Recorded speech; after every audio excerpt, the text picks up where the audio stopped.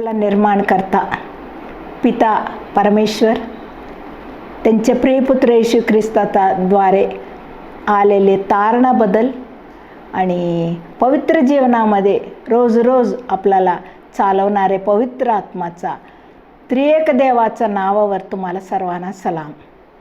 तुम्ही सर्वांनी या उन्हाळ्यात वेळा क्षेमाने आरोग्याने आहे म्हणून देवाला स्तुती करते. कारण काय, आपल्याला देवाने ऑलरेडी आपण बोललेले होता यशायाच्या पुस्तकामध्ये, आणि ऊन आपल्याला लागणार नाही.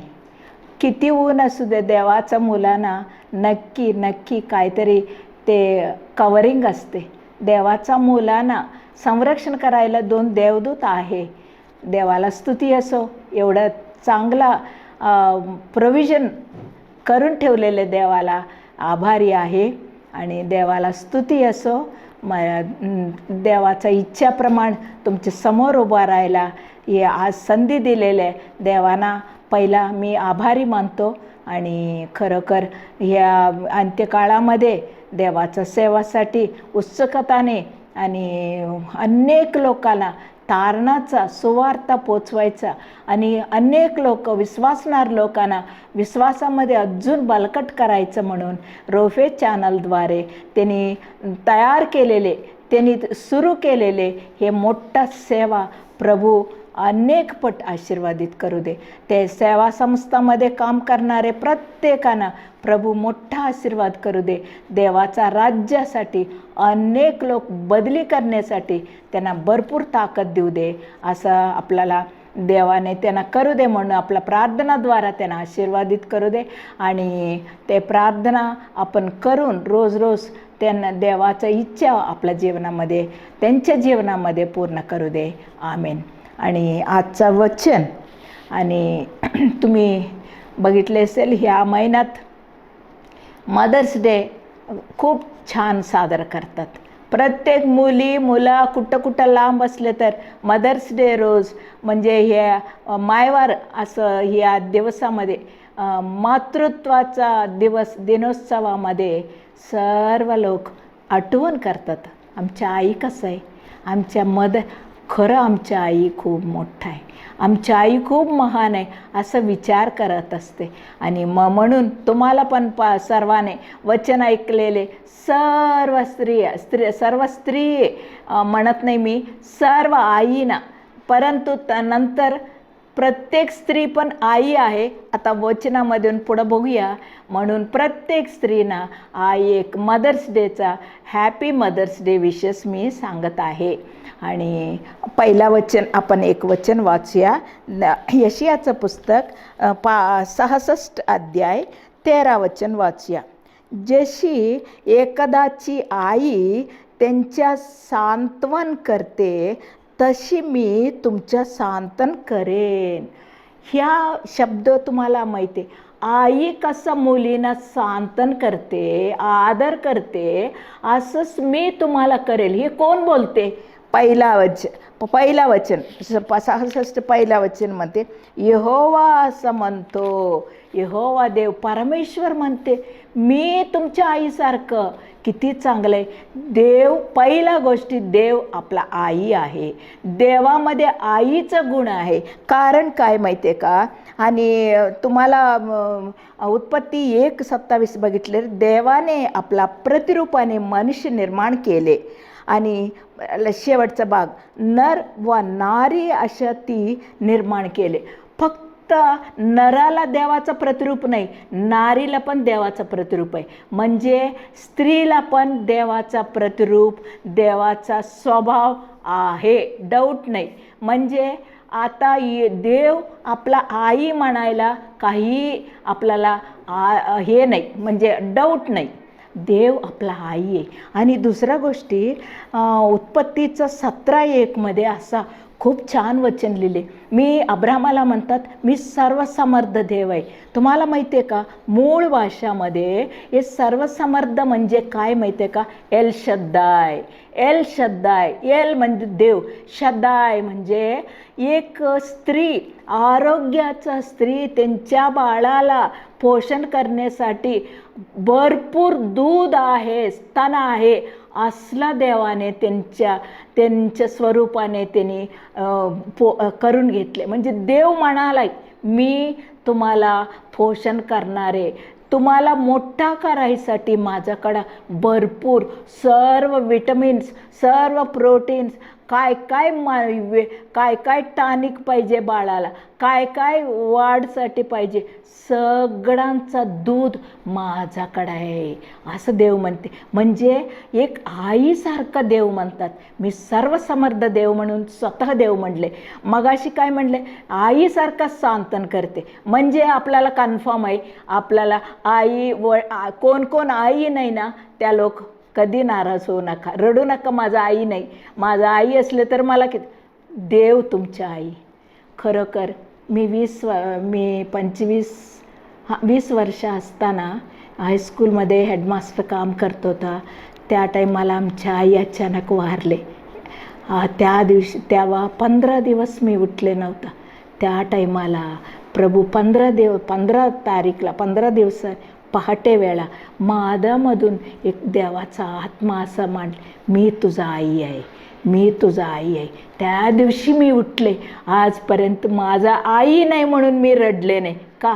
आईपेक्षा माझा मोठा आई मला मिळाले, मला देव मिळाले. बस मला आपलं म्हणून म्हातारीनो म्हणजे स्त्रियानो, एक आईनो, तुम्ही कधी रडू नका. तुम्हाला आई आहे, आईसारखं सांत्वन करणारे, आईसारखं तुम्हाला पोषण करणारे आहे. आणि दुसऱ्या गोष्टी देव काय केले माहिती आहे का, हे आईमध्ये, हे स्त्रीमध्ये काय केले, उत्पत्ती 3:20 देवाने स्वतःचा प्रत्येक स्त्रीला जीवाचा बिया टाकले. म्हणजे आता एक मुलगीला लग्न झाले, मुलं नाही, एक लहान बाळ आहे, ही 2 वर्षाचा 1 वर्षाचा लहान मुलगी आहे, त्या मुलगी पण आई आहे. तुम्ही म्हणते असं कसं आई आहे, ती काय गरोदर झाले का, बाळ झाले का? नाही, देवाने जीवाचा बिये टाकले. आज नाही, उद्या ती मॅच्युअर झाल्यावर, उद्या मोठा झाल्यावर त्याला नक्की बाळ होणार, ती नक्की आई होणार. म्हणून देवाने बिये टाकले, पुरुषामध्ये स्त्रियामध्ये टाकले. किती मान दिले देवाने आपल्याला. आई लोकांनो, तुम्हाला मान दिले, प्रभूने बिये टाकले, तुम्ही आई आहे, देवाने आशीर्वाद केलेला आई आहे. पुढं बघूया. आणि हे भरपूर प्रकारच्या आई आहे आपला ह्याच्यामध्ये बघायचं म्हटल्यावर. पहिला एक थोडा प्रकारचे आई लोक आपण बघूया. आपण स्वतःचा मार्क घेऊया. मी हे आईसारखं राहते का, हे आईसारखं मी राहते का, आपला परीक्षा करूया. नंबर 1, पक्षपात केलेले आई. एक 2 आई आहे. आणि बायबलमध्ये एक मोठे रेबका, ते पक्षपात केले. म्हणजे काय म्हणायचं, व्यवस्थित, म्हणजे मुलगाना एक मुलगाला एकसारखं, एक मुलगाला एकसारखं करू नका. माझं प्रिय आईनो, कधी तुम्ही तुमच्या मुलं 11 मुलं असू दे, 6 मुलं असू दे, 2 मुलं असू दे, एकाला एक काय हे करू नका. तुम्ही त्यांना पक्षपात करू नका, एकसारखं बघा.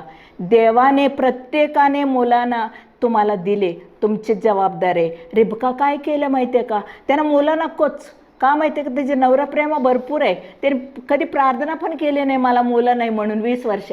मग नंतर त्याचे नवरा प्रार्थना केले, इसाकने प्रार्थना केल्यावर देवाने दिले. त्यांच्या मग पोटात 2 मुलं होता, फायटिंग सुरू झाले.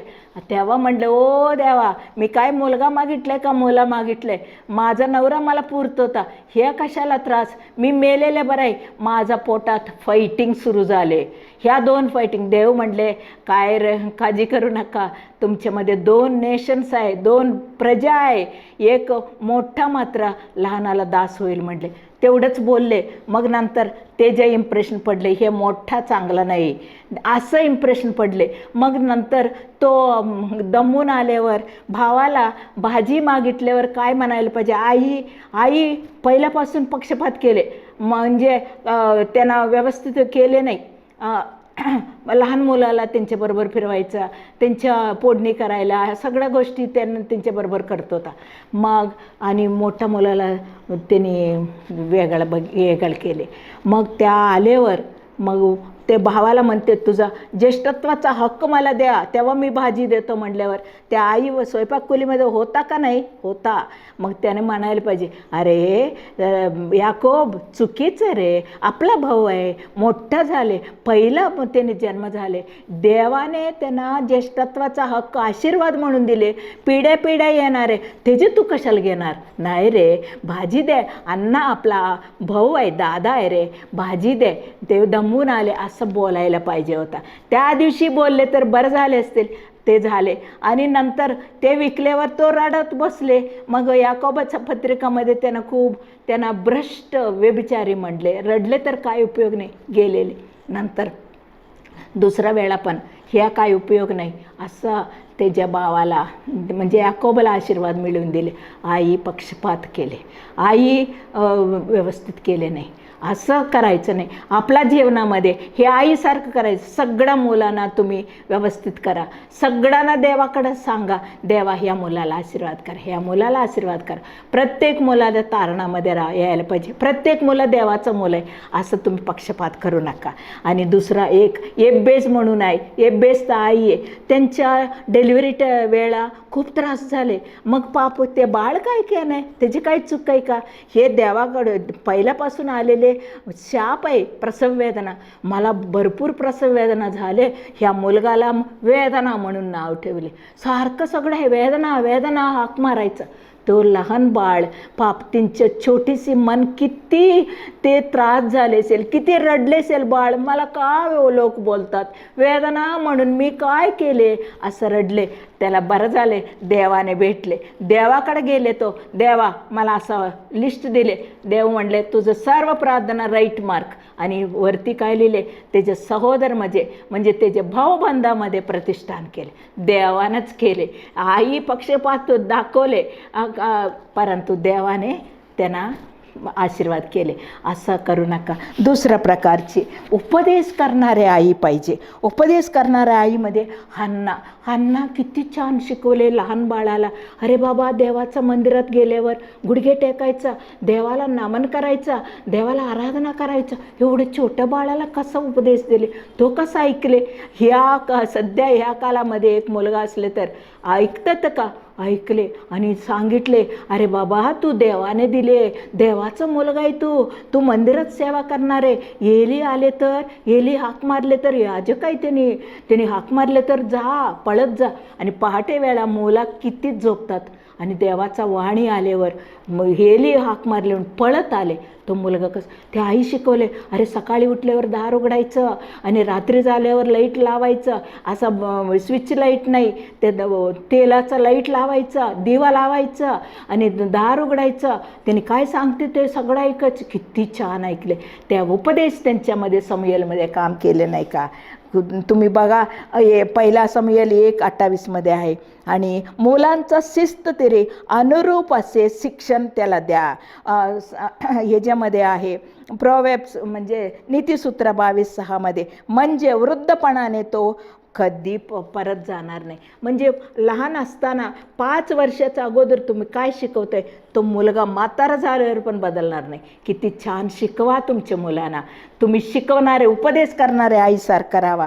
नयोमी आई नाही, सासू आहे, परंतु आईसारखं रोल केले. त्यांच्या सुनाला सगळं उपदेश केले. अम्मा ते शेतात जा, तिथं जाऊन सगळ्यांना हे ऐकून घे, कोणाला हे करू नका, सगळं त्यांच्या उपदेशप्रमाणे गेले. कुठल्या शेतात गेले, ते शेतात मालकीन झाले ह्या उपदेश ऐकल्यावर. किती छान, किती चांगला आई आपल्याला आहे. आणि मग 5 वर्षापर्यंत मुलं काय आहे, ओरपणे म्हणजे सहनशीलताने, अगदी टॅलेंटेडने तुमच्या मुलांना तुम्ही उपदेश शिकवा. ते नक्की. आणि गाणं शिकवतात आपण मुलं, देवाचं गाणं, परंतु वचन शिकवत नाही. वचन शिकवा, गाणं विसरून जाते. वचन शिकवले तर वृद्धपणापर्यंत होणार नाही. मी पहिल्याला काय वचन, मी काय पद्य वाचले, मी आता पाठ करून सांगणार आहे. मला 70 आहे वय, परंतु त्या काळामध्ये शिकलेले वयात जात नाही का. म्हणून तुम्ही तुमच्या मुलांना वचन शिकवायला शिक पहिल्यापासून. आणि तिसऱ्या गोष्टी, आणि करून दाखवलेलं आई. आणि करून दाखवलेलं आई कसं उदाहरण सांगते. एक बाई घरी बाहेर गेले आणि येऊपर्यंत त्यांचे मुलगा काय केले आणि एक मोठा बेडशीट घातले, ते बेडशीट नवीन घेतले आणि मध्ये मध्ये पाडा लागले कट करून. आणि एक नवीन ताट घरातून आणले किचनमधून, जर चेपा लागले असं, म्हणजे एक होल नाही असं जरा वाकड करायला लागले. आई आले, काय रे बाबा हे? आई तुम्ही म्हटले ना आपल्या आजीला जेवण देताना तुम्ही काय म्हटले, चांगलं ताटत दिले नाही तुम्ही, असं चेपलेलं द्यायचं रे म्हातार लोकांना असं बोलले ना. मग तुम्ही पण म्हातारी होणार ना आई, म्हणून तुमच्यासाठी ताट तयार करते म्हटले मुलगा. ते आई काय केले, मुलगा बघितले का नाही, म्हणून ते म्हटले मग आजोबांना तुम्ही बेड धरताना बेडमध्ये गरम होते आजोबांना आणि फाटलेले बेडशीट घालतो, तर तुम्ही म्हटले म्हातार लोकांना चांगले एअर कंडिशन पाहिजे, असं वारा यायला पाहिजे, म्हणून मी फाटलेले बेडशीट घालतो असं बोलले ना आई. हो, आपला पप्पा पण म्हातारा होणार ना, हे बेडशीट वापरायला तो तयार करतो. तर बघा माझं प्रिय मुलांनो, माझं प्रिय आईनो, तुम्ही काय करते तुमचे मुलगा बघते बघा. तुम्ही मुलगा तुमची मुलगी काय तुम्ही काय करते तेच अनुकरण करते. तुम्ही करून दाखवा. आणि हे जे नीतिसूत्र 1:8 आपला आईचा शिस्त तुम्ही सोडू नका. आई काय शिकवले त्याच्याप्रमाणे तुम्ही राहावा. आणि असं आणि उपदेशाचा 12:2 पण आहे देवाचा भीती. बाल्यकाळामध्ये लहान असताना तुम्ही देवाचा भीती शिकवा मुलांना. आणि अनुवाद 6:6 देवाचं वचन शिकवा. हो बरोबर आहे, राहाब आहे ना वेश्या आहे, एरकोचा हे मधून बाहेर आलेले, त्यांना जास्त इस्रायल लोकांचं नियमशास्त्र माहीत नाही, नवीन आलेले. त्यांचा मुलगा बोवजला काय शिकवले माहिती आहे का, अरे बाबा आपल्याला मोठा शेत आहे, मग आता इस्रायल लोकांचं नियमशास्त्रामध्ये असं लिहिले मालक शेतात आल्यावर कामगारला आशीर्वाद करायला पाहिजे, तू आशीर्वाद कर बाबा म्हटले. किती छान केले. आणि म्हटले कोणतरी विधवा स्त्री, परदेशी लोक, गरीब लोक असतात, त्यांना जर सोड, तुझं धान्य सोड बाबा असं सांगितल्याप्रमाणे केले. न्यायाधीशी पालना करताना सगळे इस्रायल लोक आपला इच्छेप्रमाणे वागताना हो बोवज किती देवाचा नियमाप्रमाणे वागत होता. आई शिकवले रे, आई दाखवलेले, आई शिकवलेले उपदेशाप्रमाणे तो बोवज वागले. आणि बरोबर आहे. आणि हन्ना पण असं शिकवले. आणि एक आई होता, त्यांनी काय केले, त्यांच्या शाळामधून एक निरोप आले, तुमचे मुलगा मट्ट आहे, काय उपयोग नाही, आमच्याकडून ॲडमिशन कॅन्सल करून घेऊन जाऊ म्हणून. ते गेले नाही 2-3 वेळा. गेल्यावर त्यांनी काय केले, चिठ्ठी पाठवले, तुमचा मुलगा आमच्या शाळामध्ये होणार नाही, अनफिट आहे, उपयोग नाही, तुम्ही घरी ठेवा, असं चिठ्ठी लिहून पाठवले. आणि त्याच्या हातात दिले. तो मुलगा आले आईकडे दिले. आईला म्हटले, आई काय लिहिले? काय नाही रे, तू खूप मोठा हुशार आहे म्हणते, ते शाळामध्ये सगळं मठ आहे लोक, म्हणून तुला सपरेट शिक्षणासाठी घरी ठेवायला सांगितले रे, तू शाळेला जायला लागत नाही, रोज ह्या मठला छानपैकी तयार करून आई शिकवले.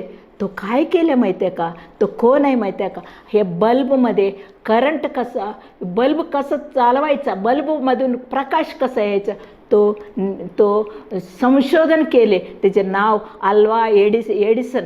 आणि तुम्हाला माहिती आहे का नाही, थॉमस एडिसन, तो सगळं जगाला उजेड दिले नाही का. तो मठ आहे म्हटले टीचर, परंतु आई मेल्यावर त्यांच्या सूटकेसमधून एक चिठ्ठी मिळाली. चिठ्ठी बघितल्यावर तुमचा मुलगा आम्हाला फिट नाही असं टीचर लिहिले, चिठ्ठी दिसली. आमच्या आई किती छान आहे, आमच्या आईला खूप मान आहे म्हटले. असा आईसारखं राहा. तुमच्या मुलांना काढू नका, नाराज करू नका, तुम्ही करू शकते असा एन्करेज करत मुलांना शिकवा. आणि नंतर प्रार्थना करणाऱ्या आईला सांगून आपण संपूया. प्रार्थना कोण केले? पोटात मुलं नसताना प्रार्थना केले, समूएलचा आई आणि समसोनचा आई. आणि पोटात मुलं असताना मेरी म्हणजे मरिया आणि एलिझाबेथ प्रार्थना केली. आणि मुलं झाल्यावर प्रार्थना केलेले लोक हागर, त्यांचे मुलं पाणी नसताना मरताना पाणीसाठी प्रार्थना केली. त्यांनी देवाने अद्भुत गोष्टी करून तिथून पाण्याचं जरा आणले. सारा प्रार्थना प्रार्थना केली. गलाती पत्रिकामध्ये असे, माझा मुलगाला छळ, रोज रडायचा. का रडते म्हटल्यावर इश्माएल मग चोरून चोरून येऊन त्याला चिमटा मारायचा, त्याला मारायचं हे लहान बाळाला. का? त्यांना जलसी झाले, मला सगळं लाड करतो ते ह्या मुलगा आल्यावर मला सोडले म्हणून.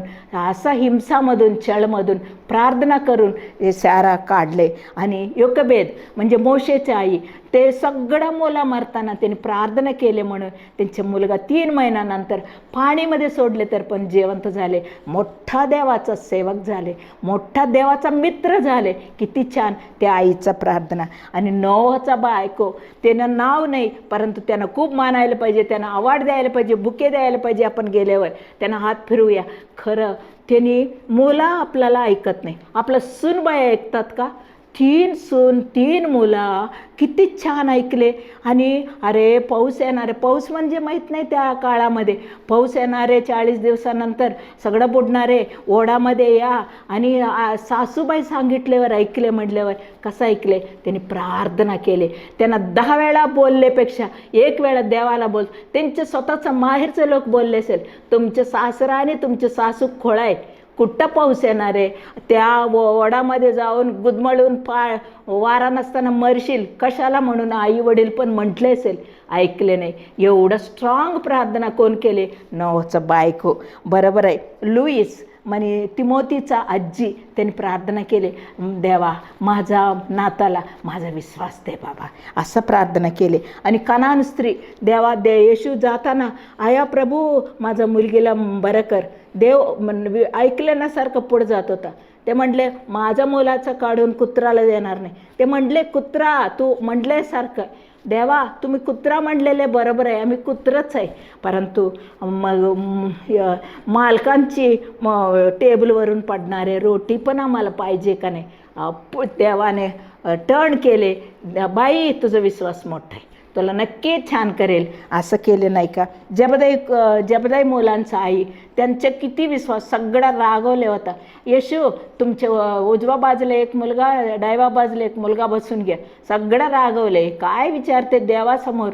नाही, त्यांच्या मोठा आत्मिक आशा किती छान आहे, देवाने मान्य केले, त्यांचे उत्तर दिले, परंतु ते पण चांगले. असं 7 बायका प्रार्थना केली. आणि एक आई रोज 10 वर्ष रडून रडून पीठ मळताना रोज त्याचे अश्रू पडत होता. ते अश्रू पडले तर सुद्धा मग 10 वर्ष त्याच्या मुलगासाठी व्यभिचारामध्ये गुंतलेले मुलगा वाचवले. ते मोठा महान ऑगस्टीन भक्त झाले.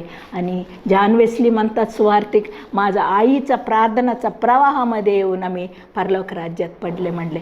हो माझं प्रिय मुलांनो, आज मदर्स डे तुम्ही सादर करते, बरोबर आहे. तुम्ही पक्षपात करणाऱ्या आईसारखं नको, उपदेश करणाऱ्या आईसारखं राहावा. आणि नंतर शिकवलेल्या आईसारखं राहा, प्रार्थना करणाऱ्या आईसारखं राहावा. आणि अतल्यासारखा एक दुसरा इतिहासमध्ये कसं दुष्टपणाने कसं वागायचं मुलाला शिकवते, तिला काय म्हणायला पाहिजे. हव्वाबाई, त्यांना प्रार्थनाच येत नाही, त्यांचा मुलगा अकालमध्ये तरुण वयात मेले, खून झाले, घरात असमाधान झाले, जलसी झाले. हे बाईला प्रार्थना नाही. ओ बाई, ओ आई, तुम्ही प्रार्थना नसले तर तुमच्या जीवनामध्ये, तुमच्या घरात प्रार्थना नसले तर तुमचे 0 आहे. तुम्हाला सर्व वाईट परिस्थिती येणार. प्रार्थना कराऱ्या आईसारखं राहावा. प्रभू आपला आई आहे, तुम्ही पण असं राहण्यासाठी प्रभू आपल्याला मदत करू दे. आमेन. आमचे प्रेमाळू दयाळू दे बापा, खरोखर आमच्या देव आमच्या आई आहे. आईसारखं सांत्वन करते, आमच्या काही गोष्टी पोटात ठेवते, आम्हाला सांत्वन करते. प्रभू असं देव मिळाले, प्रभू आईसारखं देव मिळाले. आया आम्हाला पोषण करण्यासाठी भरपूर ताकद तुझ्याकडे आहे. तू सर्वसमर्थ एलशद्दाई देव म्हणून तुला आभारी आहे. खरोखर आता बघितले प्रभू, प्रार्थना करणारे आईसारखं आम्हाला करून द्या. हे 7 बायका कसा आई प्रार्थना केले, प्रभू तू असं कर. प्रभू त्याग केलेल्या आई आहे प्रभू. रिस्पा मेलेल्या मडामध्ये ते पाऊस पडायला, पाऊस पडूपर्यंत मग आकाश पक्षी खाते म्हणून त्यांनी त्याग केले. असला आई आहे प्रभू, उपदेश करणारे आई आहे. शिकवलेल्या आईसारखं आम्हाला बनवा प्रभू. प्रार्थना करणाऱ्या आईसारखं आम्हाला बनवा. आणि अतल्यसारखं, हव्वासारखं आम्हाला नको प्रभू. आम्हाला सावध करा. खरं देवाच्या इच्छाप्रमाणे आई कसं राहावे असं राहावं. ह्या बायबलमध्ये दाखवलेले स्त्रियांचा बदल तुला आभारी मानत, हे प्रभू या वचन ऐकलेले प्रत्येक आईला तू आशीर्वादित कर. प्रत्येक स्त्रीला आशीर्वादित कर. आईसारखं खरं एक मॉडेल, एक्झम्पलरी आईसारखं राहण्यासाठी तू त्यांना मदत कर. रोफे चॅनल हे टी व्ही बघताना अनेक लोकांना अनेक प्रॉब्लेम आहे, वेदना, कष्ट, श्रम सर्व दूर करा प्रभू. त्यांना तुझं वचनाद्वारा सांत्वन करा. तू आईसारखं त्यांच्या अश्रू पुसा, आईसारखं सांत्वन करून मदत करा. म्हणून हे सर्व प्रार्थना येशू ख्रिस्ताच्या नावावर तुम्हाला समर्पण करते प्रभू. स्वीकार कर. आमेन, आमेन, आमेन.